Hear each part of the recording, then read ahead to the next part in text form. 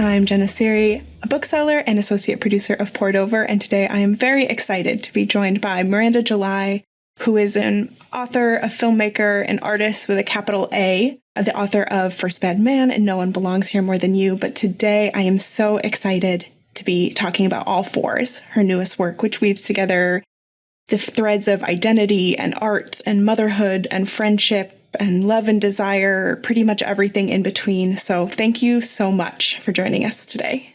Yes, excited to be here, Jenna.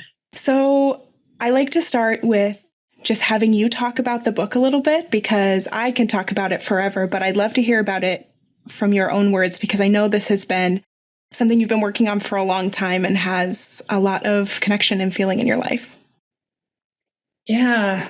I mean, when I was 45-ish, it seemed like aging suddenly just like appeared out of nowhere. And it was kind of like the cliff that's on the cover of the book. It was like I was walking along, and then suddenly the story for me as a woman kind of stopped, or it just seemed to disappear into thin air. Not that there wasn't something there ahead, but it was really mysterious and super underrepresented compared to my life as a young woman. And I think as a woman, you stay young for a really long time because it sort of serves people to keep you there, and because it's so unclear what you graduate to.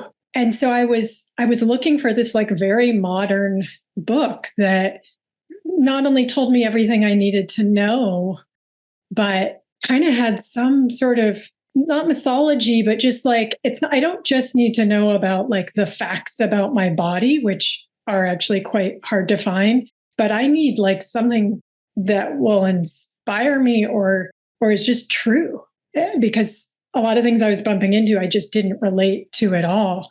And so what happened was I kind of aged along with writing this book. And as I did that, I had many, many conversations with other women.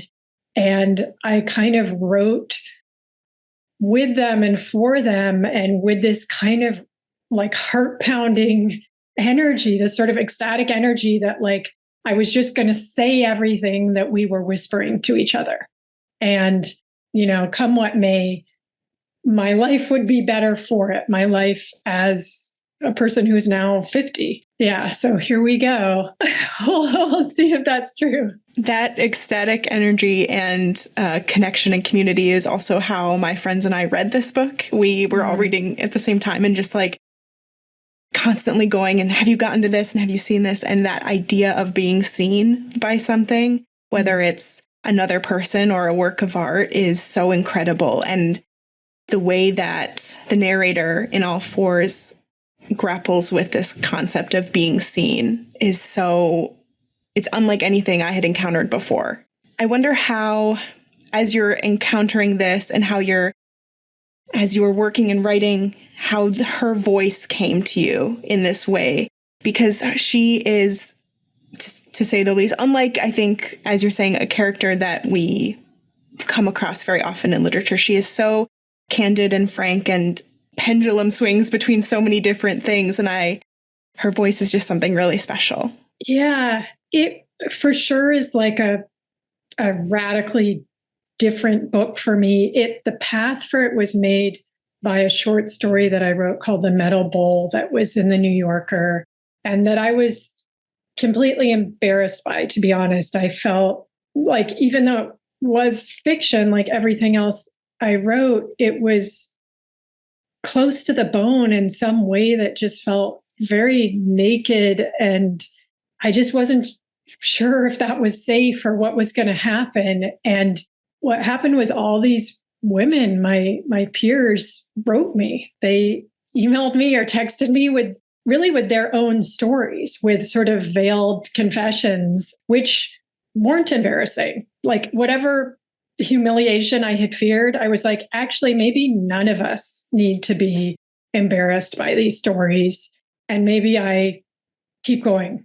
I just like don't look back and keep going with this voice, which it's not me, but But I kind of decided to almost like borrow me as an avatar, like I instead of going through all this sort of fictional hijinks, which I also enjoy, of being like, she has red hair and she's an architect, or creating this person. I just thought, well, I'll create her whole story, but what if I don't create a job? What if I leave it kind of loosely, like my weird career, and describe her as me? And maybe that'll kind of add this like urgency, this kind of realness, which I get is a little slippery, but I sort of feel like we're there now. Like the culture has created this this way of looking at things where they're not quite real. I mean, we do this on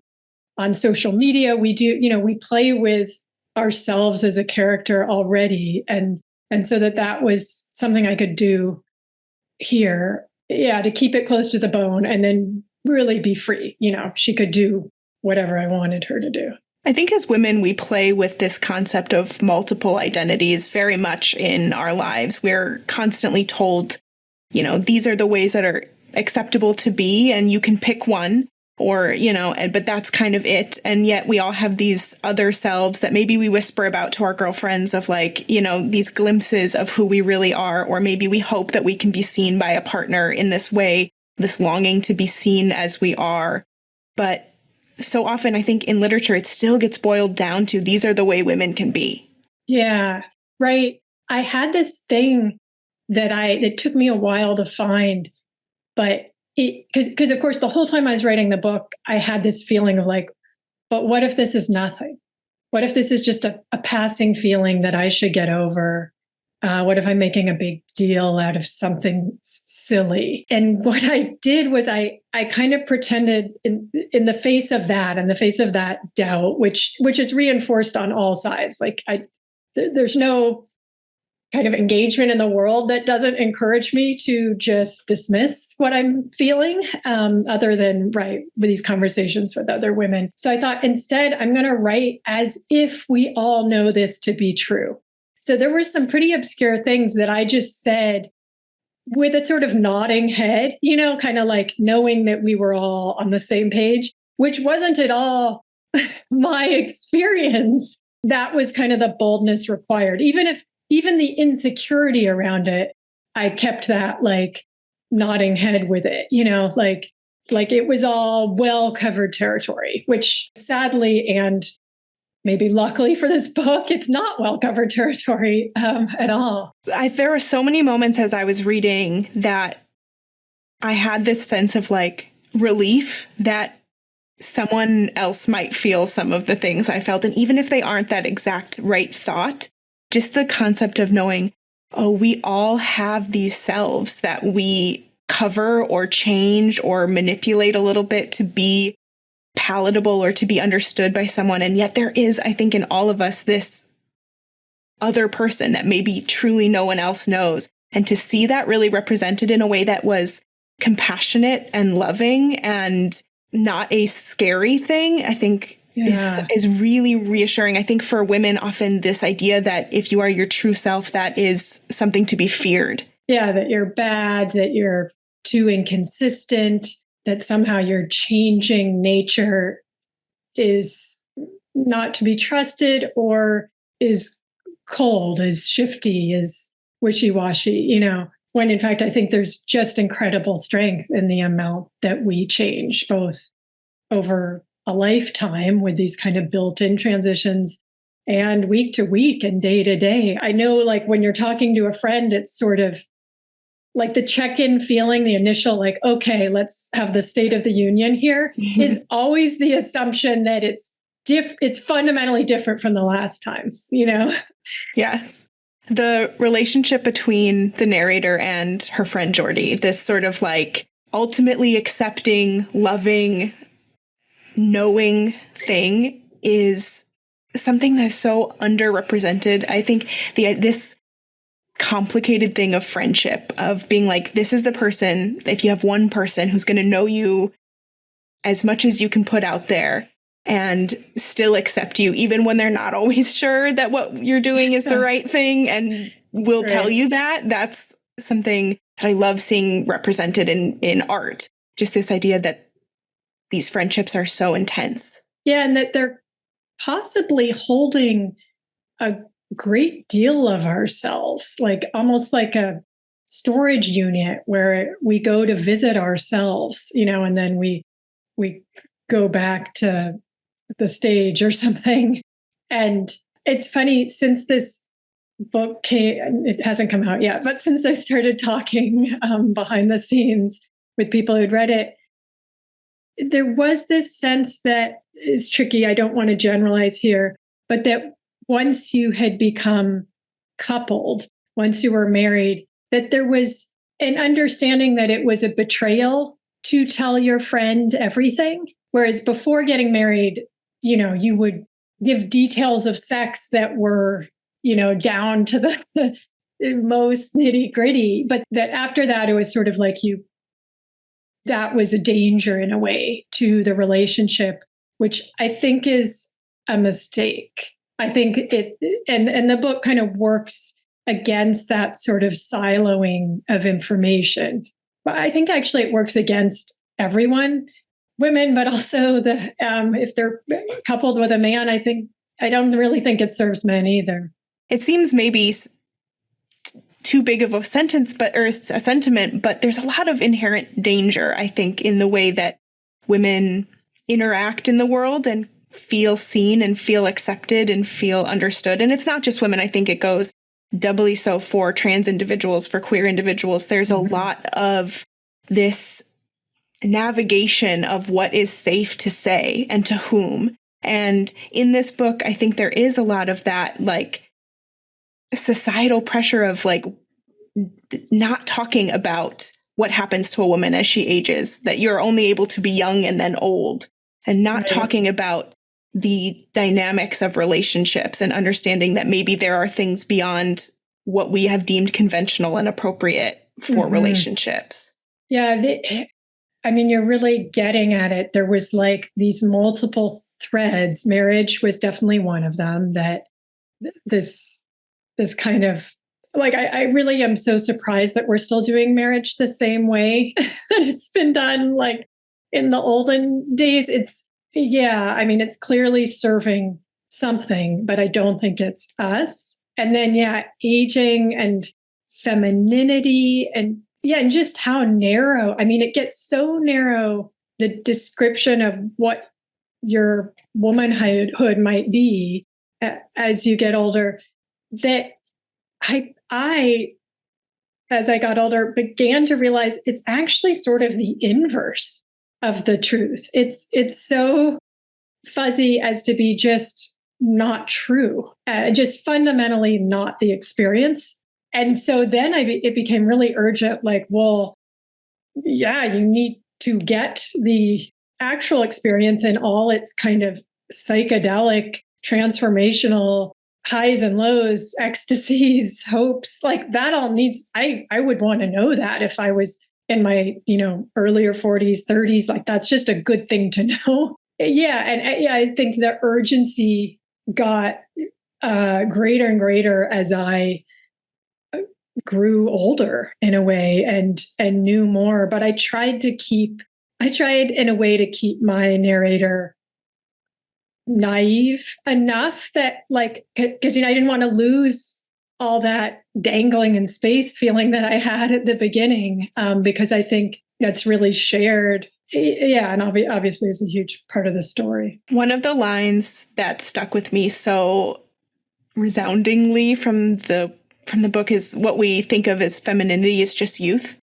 And like, to see it just written out, like, and that is not what as a woman, like, that's not what I feel at all. Like you said, the inverse, like the older I get, the more I feel connected to who I am. But there's so much pressure to maintain what you have as young as you can.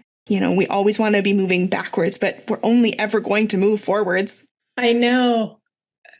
I did have this feeling at the beginning. I was kind of like, okay, I'm essentially outing myself age-wise because there is, like everyone else, I'm hoping to look youthful. And I felt like I could probably keep it pretty vague for a pretty long time, but that this book was going to ruin that. And then I thought, well, what is the great reward for sort of quote unquote aging gracefully, like not making a big deal out of it and just looking kind of elegantly youthful?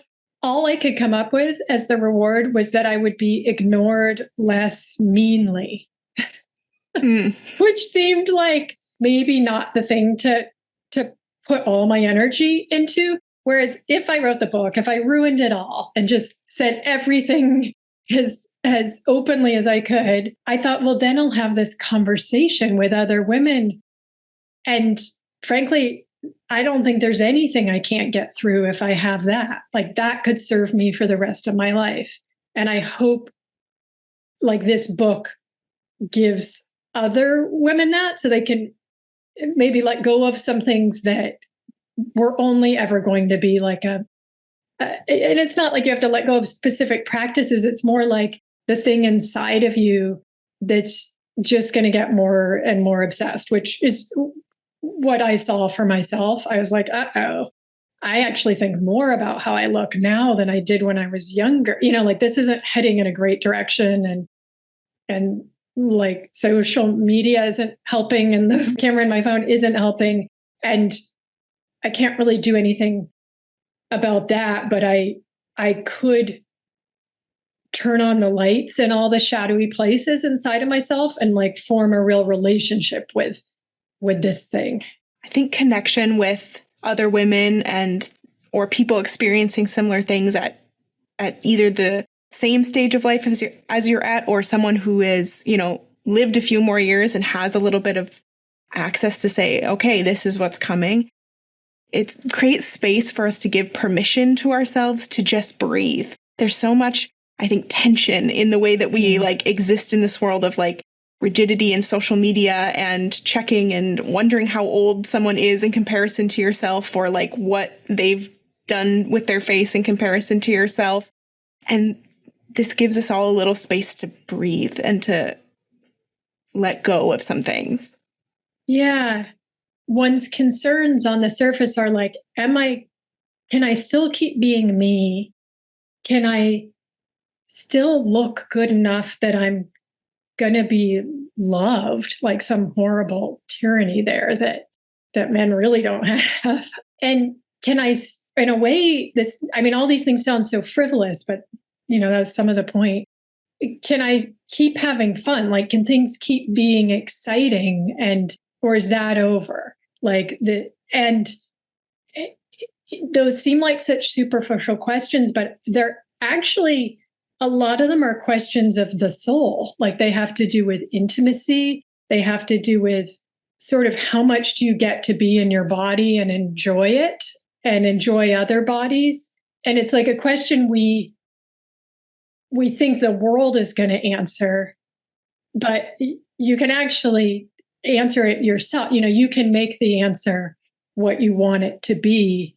But I think there is but like everything else, it's kind of like you have to put some energy into it. What you'll be sort of corralled into, by what's on your phone or what you see around you it's not going to head you in that soul direction. Yeah, my feeling was like, oh, I'm going to have to be active about it. Like I can't passively have this turn out okay. And I've seen you talk about this a little bit in a few other interviews, this concept of like, I think people putting midlife crisis on this book as to like categorize what happens when you maybe are in that a middle age, whatever that is, and are experiencing transformation and change and confusion. But I've always thought, like, do women get to have midlife crises, or is that something that we just give over to men in sort of a derisive, like, right? It's never a kind thing, or never like a, I hope they're okay kind of thing. Right. And never like profound. Like I began to think like, oh, anyone at this age who isn't going through some kind of crisis-y transformation, I almost wonder if they're like asleep at the wheel, or maybe I just can't see it. it's pretty significant, the perspective shift. Like, when you're young and you look at the age that I am now, it's kind of like this apex, like, oh, that, I'll have it figured out. I'll have these certain things. And it's kind of exciting moving towards that. It's like a narrative of a movie or something. And then when you look forward the same amount from here, you're looking at, so like that would presumably change things a bit, like your fundamental relationship to your life. And thus, I mean, midlife crisis, if the culture was built in such a way that we, especially for a woman, like, this biological thing is happening inside of her. And if there was like all this room given, like, oh, wow, mama's going through the time where she like really comes into her power or whatever it is, like if it was just understood in a kind, or like now's the time where it's likely, your wife might have some sort of vision quest type thing that's really important. It's important for the whole family. It's important for your relationship. Maybe you want to have one too. Somehow, but yeah, the space given to it is so small. It's like, oh, men get like a red sports car. Like, it's just really like very bizarre that that's what exists in our culture. And that is such a like prevalent, there's like, exactly what that looks like in certain spheres. But yet when you expand out and be like, well, that's not reality for most people. Most people have to just like quietly do this alone at home in the dark. Right. And it's so much more challenging. Yeah. Yeah. And if that, right. No, you put it well. It's alone. It's very lonely. And I think especially coming on the heels of like for the narrator on who is still navigating sort of parenting and mothering and what that means and what a family unit means, and is going through a lot of things there, which when you put those things next to each other, it can be like you're staring at your child who is starting life and is still like in this questioning, growing, amazing phase. And then to be like, and I am staring into the grave. It is an interesting juxtaposition of those two huge life moments. Right. And there's some feeling almost like to be a good mom, you should be kind of wrapping things up for yourself. And, like, because it's their story is the one that's, the main narrative now. I mean, my experience was actually I tried to give my narrator some of this. I have young friends, but my child's even younger than my youngest friends. And that generation is going to be radical. And so you're like this, middle-aged married couple living with a radical person from a different generation. So in fact, there's a lot of energy there and almost sort of like raising of the stakes, like an influence that's radicalizing, to use the word again. For me, I found there to be a lot of like narrative energy in that relationship that really kept things open-ended rather than closing them, rather than being kind of the end of a story, a child motherhood. And the story of the book kind of keeps opening things up. It was a really refreshing experience to see parenting done in a way that didn't feel like this is obviously the perfect, every choice she makes is right, everything is wonderful, but it also has so much inherent love and connection and this really pure thing between the two of them that wasn't dysfunctional in a way that made it difficult to read. But those moments where like getting a dog when the narrator maybe is not as thrilled by that concept, or, not always knowing the right thing to say. I think a lot of people will read that and be like, oh, good. There are lots of other people who don't have it figured out just like me. Yeah. Yeah, I think it's such a terrible feeling it's so easy to feel like a bad mom. She's riding, she's on the edge of this sort of criminal feeling a lot of the time. But I think it's actually a very spiritual relationship. Like it's a little uncanny. There's things in that parent-child relationship that I haven't seen written about so much and tried to tried to get into. But yeah, certainly the imperfection. It's funny, every time I post, I don't post pictures of my child on Instagram, but sometimes it'll be like a project we did together or something. And I just know that people are doing the thing I do where they're like, oh my God, she's being so creative with her child and my child's on a screen right now. And I always do a little like PS, the rest of the time they were on a screen, just like, don't kill yourself with this post. And I think I felt the same way about the book. Like, we don't need another tool with which to bludgeon ourselves as mothers. Especially in relation to the ways you've written about motherhood in the past, the very intriguing sort of like tonally different motherhood description in First Bad Man with Dearest Kubelko Bondi, which will resonate with me forever. That name will be in my brain for the rest of forever. But this is such a different, in so many ways, tonally, this is an entirely different thing. The voice, there's so much similarity in the voice where I can tell, yes, I'm reading a Miranda July piece of work, but it is so different. There's so much more expansiveness, I think, in all fours that really showed, at least for me, I was like, I can see like how she's grown and changed because there's a lot there. Yeah. Yeah, I know. I think I was for so long just almost entirely consumed with like, how do I do this? How do I tell a story? Like how, what is narrative and the twists and the turns? And I'm really glad I know all that stuff. And it's certainly in this book too.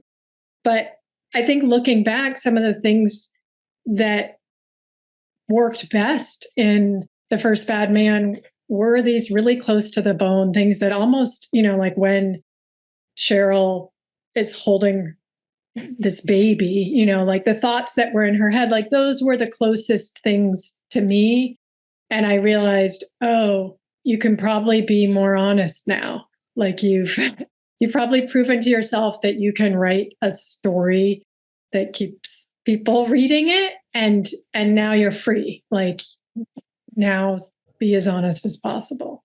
That for me comes with so much of creating art, and creating art as a sort of any person in a marginalized space, as a woman, like with queer art, with artists of color. There's so much freedom that when that can hit and when the artist is able to tap into it, that's when the magic happens, which sounds very like cliche, but there's just something different. You can feel it, whether you're looking at a painting or you're reading or you're seeing a film. When there's that little spark of soul there, you really feel it. Yeah, I know what you mean. I definitely respond to that. And yeah, when someone's kind of on the edge or gone to their edge and lived to tell the tale and you're getting to hear it. Yeah. And I think that that's something that the narrator is toying with and working and understanding that, she nebulously has all these different kinds of projects and we don't know, on purpose, we don't know all the things or exactly what she's doing, but there is that sort of seeking for the thing that will be the thing. There's that looking for something. And I think that as readers, we're always looking for that in a book as well. We can go through and find books that we love based on craft or based on, form, story. But when you ask someone to talk about a book that like hit them in the soul, there's always a different way that they talk about those things. Yeah, I know. It's like a book you want to, like when there's a book that I'm done reading it, but sometimes I want to just like carry it around. You just want it near me. I always know when I find myself thinking like, I just hope everyone's okay at the end, to be like, I don't want more, it's like, it's not like I want a sequel. It's not like I want, to find out like actual things because I don't want to change the ending. But I just am like, just give me a sign from the universe that everyone's okay in that world. Right. Do you mean specifically my fictional world? No. What did you feel at the end? By the time I reached the end of all fours, first of all, the first time I read it, I had to just sit in silence for a little bit because I had to do a lot of thinking in a good way. Mm-hmm. It just was like one of those things where I didn't want to talk right away because I didn't want to change what I had just read and just felt. And I did feel like everyone is okay at the end of all fours. I guess that's the sense I left with. Yeah, there is an expansion. I mean, we're not going to give spoilers, but I was able to give it something just by living through the years that I lived through. You know, I was able to like deliver the ending that I felt like my narrator deserved, you know, that I'd hoped for. And it's not without stakes. I mean, there aren't moments as I was reading, there's a sort of tenuous thing that you work with tonally, a balance, I guess I should say, because there are some very funny moments. There are some very heavy moments. And yet they sometimes are in the same line or in the same paragraph, because that's how life is, I guess, that sometimes the saddest thing and the funniest thing end up back to back. Yeah. But being able to navigate that balance, I think, lets the reader experience the struggles in their fullness, but reminds us that, like, there's another side. Right. Yeah, I remember.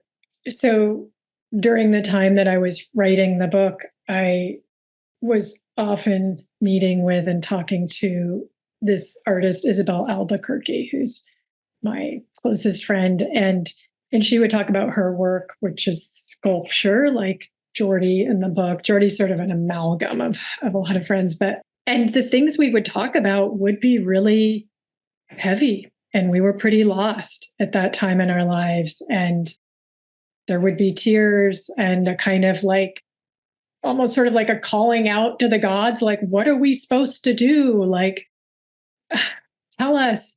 And she knew all that was in the book. And I wasn't showing her the book or anything directly. But near the very end, I started occasionally reading her, like just like a paragraph or two. And I remember her being so shocked that it was funny. She was like, I just assumed the whole time, since I knew these things were in it, that it was like very hard text, but important text. And I was like, oh, right. I never mentioned that, like, I couldn't exist. I couldn't live. I couldn't get through all these thoughts and feelings without just the energy that comes from laughter, from being surprised, from a smile, just from the specifics of characters surprising me, and the way they talk and the things they say. Like, that is the joy for me that kind of makes whatever I'm going through and my narrator going through, like, bearable. It's like it is transformed.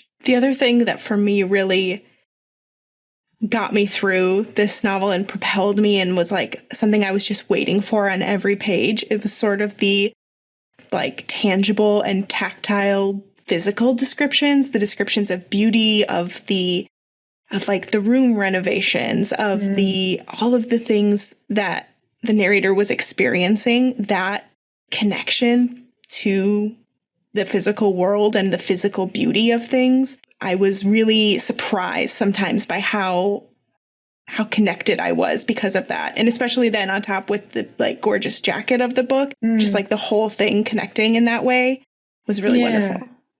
Right. Yeah. There's a kind of lushness that was important to me. Like, these are like charged, erotic, dramatic years. The cover is that. Yeah, I wanted to kind of tangibly give gifts, in it. And even as sort of like, it's funny, I came across a note to myself about, sometimes I open books I was reading while I was writing all fours, and I'll see suddenly all these notes about, like, in the dust jacket, I will have taken notes. And one note was 5,000 milligrams vitamin C. This kind of detail is interesting. That didn't end up in the book, but it was that someone, an acupuncturist, had told me, like, if I took vitamin C every half hour for 4 hours or something, that, it'd be good for my immunity, and I would get this kind of beautiful flush. Probably slightly ODing on vitamin C. But I thought, oh, that's the kind of detail that, like, yes, that could be in some sort of self-help, thing we'd click on and we'd gobble it up. But it also has a place in this book because this kind of hunger for information and and looking for beauty in the world and trying to understand one's own body, and like, what is the beauty there, and things feeling sort of out of control. Like I tried to put details like that in throughout. I felt they were sticky, but I'd totally forgotten that until I saw the note. I was like, oh, that was a very like pointed thing. Yeah. When I read this, and I know that some people, when I say things like this, are like, are you okay? I'm a chronic Googler as I read. Like if anything comes up that I have any questions about, I'm so awful being like, well, have to look that up, because I just am like, I need to know. And I can give myself over and like, be in the moment. But sometimes when there is a specific detail, and especially with a lot of the science and sort of like medical information that winds its way through all fours, I was like, I actually need to know that. So I'm going to make sure I do. Right. It's my first book with a graph in it. I love it. And I was so excited to get to have that graph. It's funny, an early version of it didn't even make it into a draft, but like in my notes, I was like, oh, what if there's like, if you have the ebook, it's like clickable. Like all these things are like clickable and you can't, like, I was right there with you, like just sensing that, that we were actually, we were hungry for information because information has been kept from us and even from our doctors, and all sorts of random things can appear to be the answer. Yeah. And so we're always searching. I don't think it's like an empty searching. I think we are for a reason. I think that comes with the sort of the way that many of us read, and like, I want to be in communion with the text. Like I want to put in as much as I get out and really find, like, if anyone ever sees any book I've owned, it's full of notes and dog ears and like scribbles, because I need to, like, I feel like I'm putting a bit of myself in along with it. And that's how I felt about this book, that it was trying to like write on my margins too. Right. Oh, I love that. I have to ask about, like you said, that you often read while you were writing, and I wonder some of your literary influences in the big picture, or for all fours in specific. Yeah, the book I came across that I'd actually forgotten about was Cleanness by Garth Greenwell, which that came out, I think, while I was writing. And it's funny, it wasn't the only book written by a gay man with lots of very candid and complex sex scenes that was an influence on this book. Like there was another early on, even before Cleanness, there was other material like that, albeit from like the 60s and 70s. And so there was something about the frankness with which sex was written, and also that it wasn't always about a clear-cut eroticism. Like, I think that inspired me with my sex scenes, because it's also still a marginal sexuality. It's still not one that we've read and seen so much. And I think women's sexuality certainly it's totally unclear what that even is, apart from various permutations of essentially porn.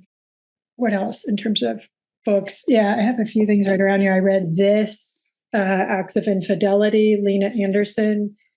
Like she has an affair in it with a married man. You can see, not, no spoilers, but you can see why I was curious about this. She's very, like a very specific narrator, very different from mine, but it did allow me to see like, oh, all the minutia of obsession is pretty interesting, because that book takes it to a much further extreme than mine. And I stayed interested. And kind of along the same lines, Roland Barthes' A Lover's Discourse, which is also just like obsession, sexual obsession, but kind of gets into like sort of if Acts of Infidelity is like the narrator feels like wonderfully neurodivergent, like it's not super hooked up to all the dimensions of a person that you're used to, maybe with like romance.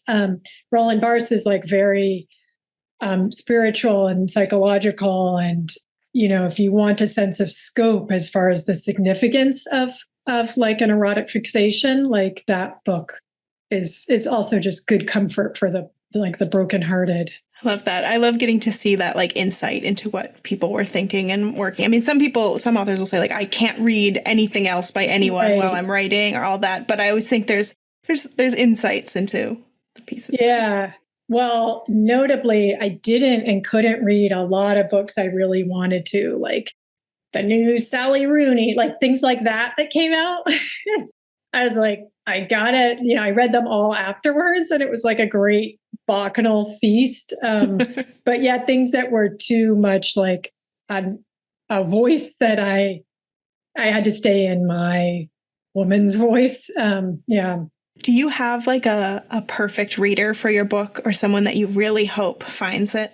I mean, it's been interesting doing interviews because often I'm met, regardless of like what the questions are, and of course everyone's very professional and good at their job, but there's a fair amount of crisis in people's eyes.